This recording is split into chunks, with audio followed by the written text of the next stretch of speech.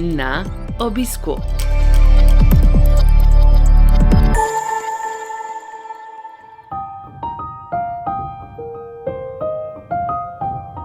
Dobrodošli v novi epizodi serije podkastov Na obisku, ki nastaja v produkciji Slovenskega združenja bolnikov z limfomom in levkemijo.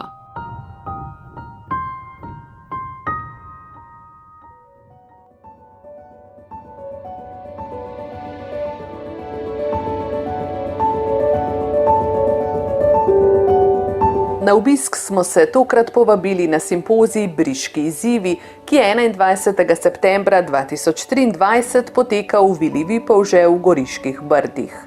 Organizatorja, to sta Goriško zdravniško društvo in Društvo za boj proti raku in drugim kroničnim boleznim Korak, sta strokovno srečanje ob svetovnem dnevu limfoma posvetila obvladovanju bolečine pri hematološko-onkoloških bolnikih v ambulantah osebnih zdravnikov in specialistov.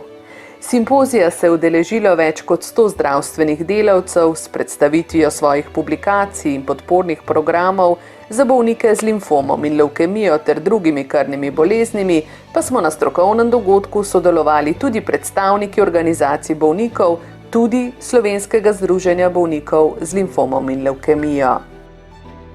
Po uvodnem nagovoru predstojnika kliničnega oddelka za hematologijo UKC Ljubljana, profesorja dr. Sama Zvera in predstavitvi epidemioloških podatkov o krvnih rakih primarija dr. Marka Vudraga z Nacionalnega inštituta za javno zdravje Nova Gorica, je primarij Gorazd Požlep, vodja oddelka za zdravljenje bolečine UKC Ljubljana, spregovoril o pristopih k lajšanju bolečine. Poudaril je, da vsak 5. prebivalec Evropske unije živi s kronično bolečino. Stroški kronične bolečine v Evropski uniji pa naj bi znašali med 2 in 3% bruto domačega proizvoda ali v letu 2016 kar 441 milijard evrov.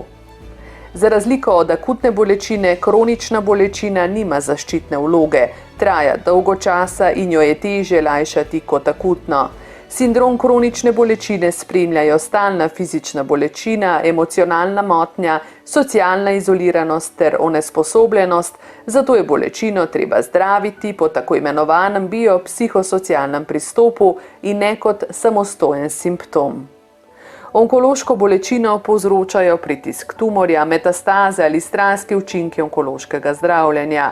Zanjo je značilno, da se spreminja po intenziteti, kakovosti in času trajanja in se slabša s progresom bolezni. Da bi to preprečili, je nujno, da jo zdravimo, kajti akutna bolečina lahko postane kronična in tako bolezen sama po sebi. In čeprav je med vsemi oblikami kronične bolečine le 2% maligne, potrebuje kronična bolečina interdisciplinarno obravnavo. Ta naj vključuje individualno prilagoditev terapije, zdravili, telesno vadbo, psihološko obravnavo, prilagajanje bolnikovih vsakodnevnih aktivnosti ter načrtovanje prihodnosti. Docentka doktorica Jasna But-Hadžić, specialistka onkologije z radioterapijo z Onkološkega inštituta Ljubljana, je predstavila uspešnost podpornega zdravljenja onkološke bolečine z radioterapijo, ki poteka na Onkološkem inštitutu. Protibolečinsko obsevanje je paliativno obsevanje, ki dejansko je zelo učinkovito pri vseh bolnikih, kjer je bolečina zaradi predvsem recimo kostnih zasevkov ni obvladana dovolj z zdravili.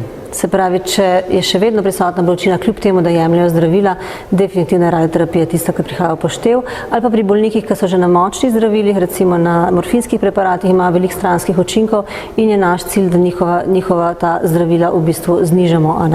Tako da ti bolniki prihajajo v poštev za protibolečinsko obsevanje, ki je dosti enostavno in v tam do 80% učinkovito.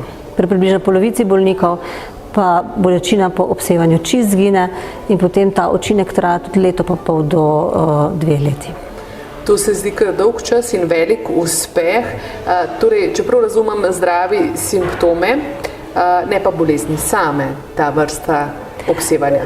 Ni čisto res, zato ker z obsevanjem mi uničujemo rakave celice, ampak če obsevamo z namenom zmanjšanja bolečine, je ta doza nižja, kot če bi hotel celoten tumor oziroma zasevek odstraniti, ampak dovolj visoka, da v bistvu bolezen nekako potisne nazaj in potem neha sproščati te dražljaje, ki povzročajo bolečino. Se pravi, ali se tumor zmanjša, pa ne povzroča več pritiska, ne povzroča več recimo pritiska na živc ali pa sproščati različnih mediatorjev vnetja, ki so vzrok za bolečino, a ne? Tako da mi v bistvu vplivamo na samo bolezen z obsevanjem, a ne? In s tem, ker vplivamo na bolezen, vplivamo potem posledično na simptome, ki ta bolezen povzroča.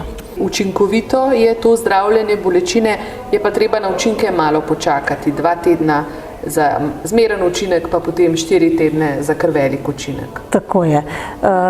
Ker mi z obsevanjem poškodujemo celice, te celice v bistvu nekaj časa rabijo, potem da začne odmirati, pa se tumor začne manjšati in je učinek vedno kasneje. Tako da, če rabimo hiter učinek na bolečino, radioterapija ni primerna. Zato je vedno dopolnilno zdravljenje k farmakoterapiji. Se pravi, vedno začnemo z zdravili, poskušamo zmanjšati bolečino, potem pa pride radioterapija v poštev in potem nekje po 4 tednih lahko pričakujemo že dober učinek, da potem se pravi, da je bolečina manjša ali pa da začnemo zdravila, ki bolniki jemljejo, manjšati.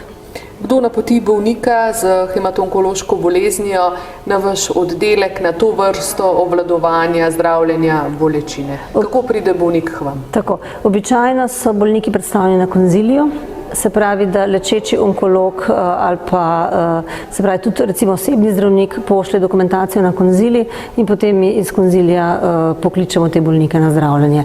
Odvisno od kod prihajajo, lahko tudi pri nas, pa jih mi napotimo, a ne? Je pa ta sam postopek potem, ko so enkrat v postopku za obsevanje, dosti kratek, ker je pač čas od simulatorja do začetka obsevanja zelo kratka. Se vam zdi tako po izkušnjah iz vsakodnevne delovne prakse, da je obvladovanje bolečine v Sloveniji res interdisciplinarno, kot naj bi bilo? Ja, se pravi, včasih imamo malo težav, oziroma mislim, da ima predvsem bolj periferne bolnice težave za koordinacijo, še posebej pa osebni zdravniki za koordinacijo, se pravi vseh timov, ki sodelujejo pri obvladovanju bolečine. Se pravi, tukaj rabimo recimo protibolečinsko ambulanto, velikokrat tukaj rabimo kirurga, ki oceni, kako je s temi zasevki, rabimo radioterapeuta, potem ostale možnosti lajšanja bolečine, ne? Tako da lažje je recimo v bolnicah ali pa v terciarnih centrih, kot je pa osebni zdravniki, to da jaz mislim, da vsaj v Sloveniji imamo še kar nekaj dela, da bomo to dostopnost naredili lažjo. Je pa, če pa gremo po poti recimo na konzilij, ki so enkrat na teden, vsak teden recimo je več konzilijev, je pa potem to predano v roke terciarnega centra, ki potem lahko skoordinira to sodelovanje multidisciplinarno. Na teh briških izzivih 2024 obvladovanje bolečine pri hematonkoloških bolnikih smo slišali tudi zanimivi predavanji o uporabi homeopatije in akupunkture pri obvladovanju teh bolečin. Prihajate z terciarnega centra, edinega onkološkega, največjega, najpomembnejšega v Sloveniji. Pa me zanima recimo, ali je dostopna akupunktura za zdravljenje bolečine pri vas, homeopatija? Z homeopatijo niti nimamo izkušenj, tako da homeopatija je v večini primerov samoplačniška, pa kakor se znajdejo bolniki. Imamo pa protibolečinsko ambulanto, kjer se izvaja akupunktura na Onkološkem inštitutu. Je pa večina bolnikov, ki so napoteni tja, so recimo bolniki, ki imajo kronično bolečino po zdravljenju, recimo bolnice, ki so imeli operirane rak dojke, pa potem obsevane, pa imajo potem bolečino v ramenu. Se pravi, v teh primerih, ki so dolgotrajne kronične bolečine, se pri nas zdravijo za akupunkturo. Ko gre pa za akutne bolečine kostnih zasevkov, potem prihajamo pa bolj mi v poštev. Najlepša hvala, doktorica But, in uspešno delo. Ja, najlepša hvala. Na simpoziju so bili predstavljeni tudi primeri kirurškega lajšanja bolečine pri nekaterih simptomih diseminiranega plazmocitoma in zasevkih v kosteh. In še, kako nam lahko pri obvladovanju bolečine komplementarno pomagata tudi homeopatija in akupunktura. Specialistka družinske medicine Helena Dolinar-Kantej iz Zdravstvenega doma Nova Gorica, ki prakticira tudi akupunkturo, je predstavila nekaj podatkov o uspešnosti komplementarnega lajšanja bolečine s pomočjo starodavne metode akupunkture. Izpostavila je podatke iz študije v novembru 2022, iz katerih izhaja, da lahko z akupunkturo dober komplementarni učinek dosežejo pri lajšanju težav z bolečino, utrujenostjo, nespečnostjo, slabostjo in bruhanjem po kemoterapiji ter pri vročinskih oblivih ob zgodnji menopavzi pri določenih vrstah raka. Slabši učinek pa je bil z akupunkturo po tej študiji dosežen pri polineuropatiji po kemoterapiji, v primerih depresije in anksioznosti. Na splošno sicer velja, da je bolečina eden pogostejših simptomov raka, saj jo doživlja med 30 in 80% onkoloških bolnikov. Pojavlja se lahko med diagnostiko, zdravljenjem in ali kot posledica zdravljenja ter v paliativnem obdobju bolezni. Bolečina pri bolniku budi nelagodje, strah in potrtost, svojcem pa zbuja občutek nemoči, tesnobe in žalosti. Nezdravljena močna bolečina hkrati povečuje možnost zapletov samega onkološkega zdravljenja in pomembno zmanjšuje kakovost bolnikovega življenja. Ob zaključku simpozija je soorganizatorka primarijka Nataša Fikfak, specialistka interne medicine in hematologije iz Splošne bolnišnice Franca Drganca v Novi Gorici, izpostavila, da nikakor ne more sprejeti dejstva, da je treba bolečino sprejeti in jo trpeti, saj da trpimo dovolj že zaradi same hematološko-onkološke bolezni. Z doktorico Fikfak smo se na kratko pogovarjali o obravnavi bolečine v klinični praksi. Primarijka Fikfak, briški izzivi, simpozij obvladovanja bolečine pri hematološko-onkoloških bolnikih. Zakaj ta tema, kako pomembna vsebina je bolečina pri tej vrsti bolnikov? Soočanje z bolečino je edina težava, ki jo bolnik začuti, namreč bolnik ne ve, da ima spremembe v krvni sliki, da ima diagnozo ene od krvnih bolezni, ampak bolečina je pa tisto, zaradi česar išče našo pomoč. Od nas se pričakuje, da se bomo ustrezno odzvali. Ne samo to, da postavimo diagnozo krvne bolezni in jo začnemo in nadaljujemo zdraviti, ampak da tudi spremljajoče simptome in znake. In zato, ker sem tukaj ugotovila, da so naše pomanjkljivosti tako v prepoznavanju tipa bolečine, kot tudi v ukrepanju in dajanju navodila bolnikom. To je en razlog. Drugi razlog je, da nikakor ne morem sprejemati dejstva, da je bolečino potreba samo kot tako sprejeti. In trpeti, ker trpimo že dovolj zaradi same bolezni, zaradi neželenih učinkov zdravljenja. Bolnik je oddaljen od družine, mora se varovati okužb, poškodb, vseh mogočih stvari in obenem naj bi trpel bolečino. Mislim, to ni sprejemljivo več dan danes. Imamo toliko metod, od zdravil, tehnik zdravljenja, alternativnih metod, ki jih moramo vsaj poznati. Ne moremo biti a priori proti, zaradi tega, ker nekih metod ne poznamo. Če tudi so ti, denimo, lahko tisočletne v drugih koncih sveta. To je eno, to so tradicionalne medicinski postopki, drugo so sicer za nas težje sprejemljivi, ker je naš drug kulturni svet, ampak to ne pomeni, da nam ne lahko pomagajo. Kako v praksi, iz dolgoletne prakse, opažate, doživljate to doživljanje bolečine hematonkoloških bolnikov? Je pristop do zdravljenja te kronične, pa še prej akutne bolečine zares interdisciplinaren? Ali je prostor za izboljšavo?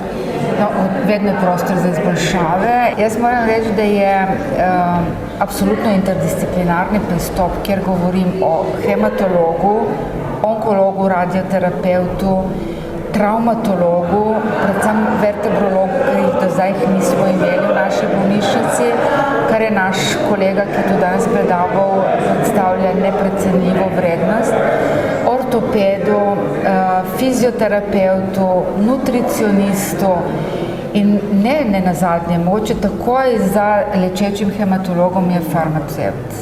Farmacevt, ki nam pomaga vsak dan pri prepoznavanju, katere so to najboljše kombinacije zdravil in tudi prepoznavanje interakcije.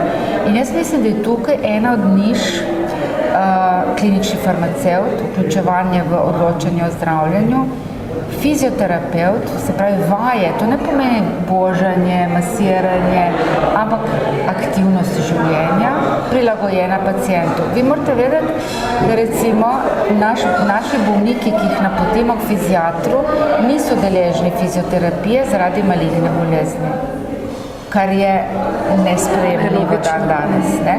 Tako da to so niše res. Želimo si interdisciplinarni pristop. V COVID obdobju smo se naučili uporabljati digitalne možnosti in medsebojne komunikacije in to je to. Ni potreba, da se premikamo. Zdaj vemo, da ste zelo navezani na svoje bolnike z diseminiranim plazmocitomom, velikokrat jih omenjate, pa vemo, da je to oblika krvne bolezni, ki povzroča največ bolečine, če danes o tem govorimo. V bistvu to je edina krvna bolezen, ki je lahko razlog za bolečine in tudi iz tega razloga je bila izbrana ta tema za današnji simpozij. To pa zato, ker z celokupnim zdravljenjem plazmocitomov smo jim podaljšali preživetje in želimo, da bo to življenje čim bolj kvalitetno. In mi jim lahko pomagamo s tem, da prepoznamo in da znamo zdraviti. Še odziv strokovne javnosti, kajti simpozij je bil za strokovno javnost dvorana, tukaj le v Vili Vipavže je bila polna, pa ne prvo leto. Ja, sem vesela, da sem vključila v naše tako v predavatelje, kot tudi v publiko različne profile. Tukaj želeli smo, da se nam pridružijo družinski zdravniki, ki so bili aktivno udeleženi, pa tudi veliko jih je bilo poslušalcev. Kirurške stroke, fiziatre so tudi bili zraven, no pa internistika kot taka.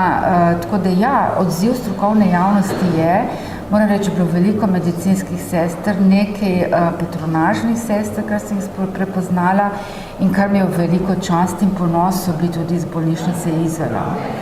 Sestre, s katerimi zdaj delujem tudi dol v ambulanti. Tako da premikajo se stvari. Odlično, najlepša hvala in uspešno delo. Hvala.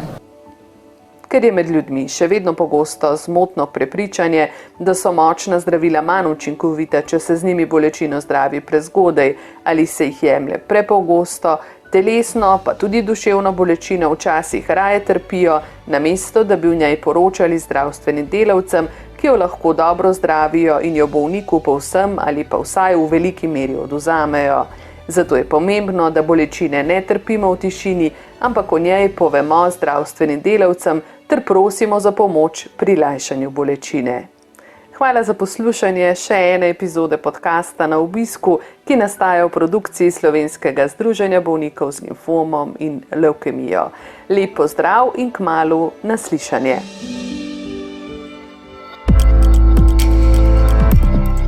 Na obisku.